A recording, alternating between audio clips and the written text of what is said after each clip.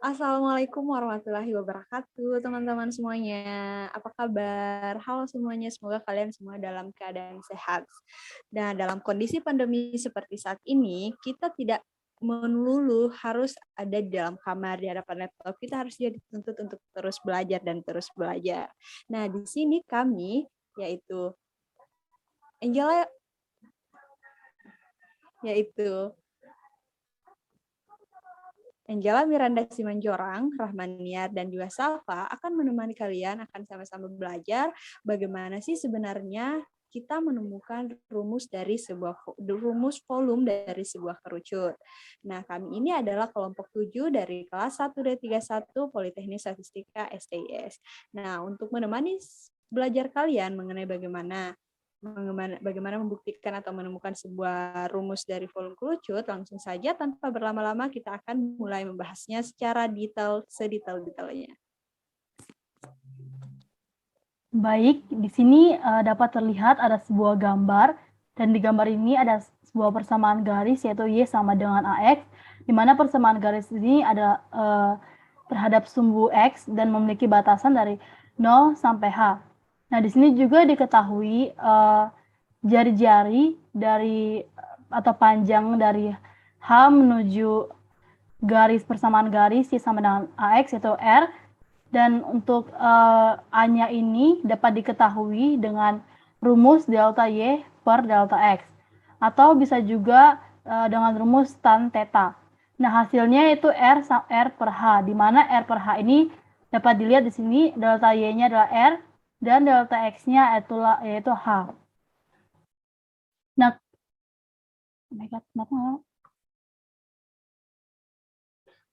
ketika persamaan garis tersebut tadi diputar sesuai dengan sumbu X, akan didapatkan gambar kerucut seperti sedemikian rupa yang dapat terlihat di layar. Dan ketika kita lihat di sini ada gambar di sini, ketika diperbesar hasilnya adalah sedemikian rupa yang ini disebut sebagai elemen kerucut, elemen volume. Elemen volume di sini yaitu perkalian antara dx, dy, dan dz. Nah, untuk yang arsiran ini itu disebut sebagai dx, dan untuk yang di bagian depannya itu dy, dz. Nah, ketika dilihat ini kan persamaan ini berbentuk lingkaran. Nah, kalau persamaan lingkaran terhadap sumbu Y dan sumbu Z itu dapat dikatakan sebagai Y kuadrat plus Z kuadrat sama dengan R kuadrat. Namun R kuadrat di sini kita ganti menjadi Y1 karena R-nya di sini tuh diketahui Y1. Jadi Y kuadrat plus Z kuadrat sama dengan Y1 kuadrat. Nah, Y1 kuadrat ini dapat kita ganti menjadi AX. Kenapa? Karena Y1 itu dia berubah sesuai dengan sumbu X-nya, dan persamaan Y sama dengan AX ini juga berubah tergantung nilai X-nya. Jadi dapat kita ganti Y1-nya dengan AX, sehingga persamaan lingkaran ini dapat disebut sebagai Y kuadrat plus Z kuadrat sama dengan AX kuadrat. Nah, untuk pembuktian rumus kerucut menggunakan integral lipat 3 yang dengan sistem koordinat kartesius, kita harus menentukan batasan dari X, Y, dan Z dulu. Nah, untuk batasan dari X tersendiri kita sudah diketahui di sini, yaitu dari 0 sampai dengan H. Untuk batasan integrasi dari Y dan juga Z, kita dapat menggunakan persamaan lingkaran yang ini, yaitu Y kuadrat plus Z kuadrat sama dengan AX kuadrat.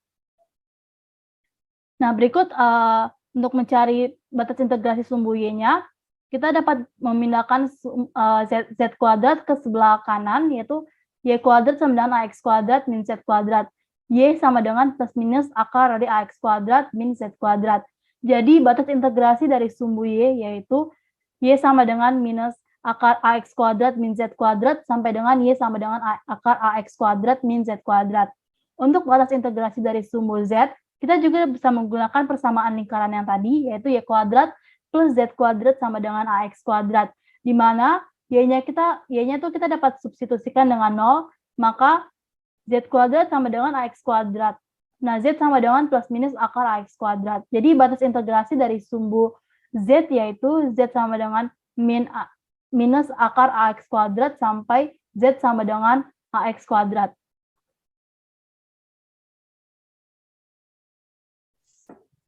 Lalu selanjutnya yaitu tahap pengintegralan dengan menggunakan integral lipat 3 dengan sistem koordinat Cartesius. Di sini kami menggunakan urutan yaitu dy, dz, dx, di mana dy dengan batasannya yang merupakan fungsi dari x dan z, sehingga dilakukan pada tahap pertama dan dx pada tahap terakhirnya, karena batasan pada sumbu x merupakan konstan, sehingga dz dilakukan terlebih dahulu dibandingkan dx. Sehingga dihasilkan pengintegralan pada sumbu y, yaitu y dengan batasan minus akar ax kuadrat minus z kuadrat sampai dengan akar ax kuadrat minus z kuadrat, sehingga disubstitusikan dengan batasan tadi dan dapat hasil yaitu 2 akar ax kuadrat minus z kuadrat dz dx. Lalu selanjutnya kita melakukan integral terhadap sumbu z, di mana dengan rumus integral akar c kuadrat minus x kuadrat dx sama dengan setengah x akar c kuadrat minus x kuadrat ditambah setengah c kuadrat inverse tangen x per akar c kuadrat minus x kuadrat, di mana dalam hal ini c sama dengan ax.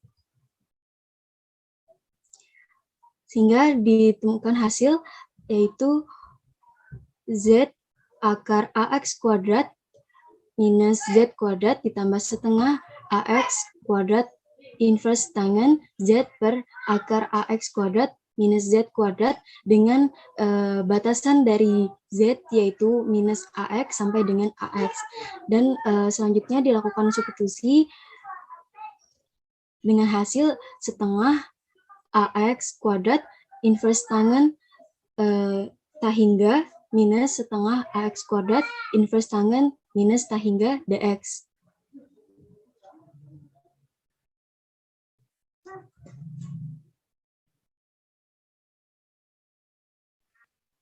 Nah, selanjutnya sebelumnya kita perlu berhati-hati bahwa karena tan dari inverse tan dari minus tahingga itu mempunyai nilai.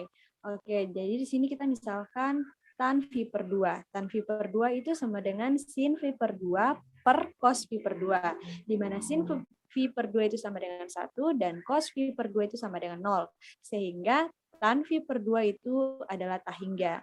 Sehingga diperoleh pula inverse tan dari tahingga itu V per 2 dan inverse tan dari minus tahingga itu minus V per 2. Sehingga hasil ini langsung saja kita substitusikan dari proses integral yang kita dapat sebelumnya, yaitu dapat kita tuliskan sebagai volume sama dengan 2 dikali integral dengan batas integrasi 0 sampai H dari 1/2 AX kuadrat. Kita substitusi nilai inverse tan tadi, yaitu V per 2 dikurang 1/2 AX kuadrat di minus V per 2 dx. Selanjutnya kita operasikan yang terdapat di dalam integral terlebih dahulu, yaitu sehingga kita peroleh 2V per 4 AX kuadrat V per 2V per 4 AX kuadrat. Nah, 2V per 4 A kuadrat ini bisa kita keluarkan dari integral karena dia berupa konstan. Sehingga perhitungan dari 2V per 4 A kuadrat dikali 2 itu akan menghasilkan V A kuadrat. Oke, langsung selanjutnya yang diintegralkan selanjutnya itu tersisa variabel x kuadrat yang perlu diintegralkan. Nah, x kuadrat ini kita integralkan terhadap x sehingga diperoleh 1/3 x pangkat 3 dengan batasan integrasinya itu 0 sampai h. Selanjutnya kita langsung substitusi batas integrasinya terhadap variabel x. Sehingga dapat kita tuliskan sebagai V A kuadrat dikali 1/3 dikali H pangkat 3 dikurang 0. Sehingga diperoleh 1/3 V dikali H pangkat 3 dikali A kuadrat. Nah, pembahasan sebelumnya telah kita ketahui bahwa A itu sama dengan R per H. Sehingga kita langsung substitusi saja dan dapat dituliskan sebagai sepertiga dikali V dikali H pangkat 3 dikali R per H kuadrat. Nah, dan juga kita operasikan sehingga diperoleh lebih lanjut sepertiga dikali V dikali R kuadrat dikali H. Nah, hasil akhir ini merupakan volume dari sebuah kerucut. Sehingga sudah terbukti teman-teman sekalian, kita sudah bisa membuktikan rumus dari sebuah volume dari sebuah kerucut dengan menggunakan integral lipat 3 dengan menggunakan sistem koordinat kartesius. Nah, semoga dengan pemahaman ini, pembahasan ini, teman-teman dapat menambah wawasan teman-teman sekalian dengan bagaimana cara menemukan sebuah rumus volume dari sebuah kerucut. Terima kasih telah menonton channel YouTube ini. Semoga bermanfaat. Wassalamualaikum warahmatullahi wabarakatuh.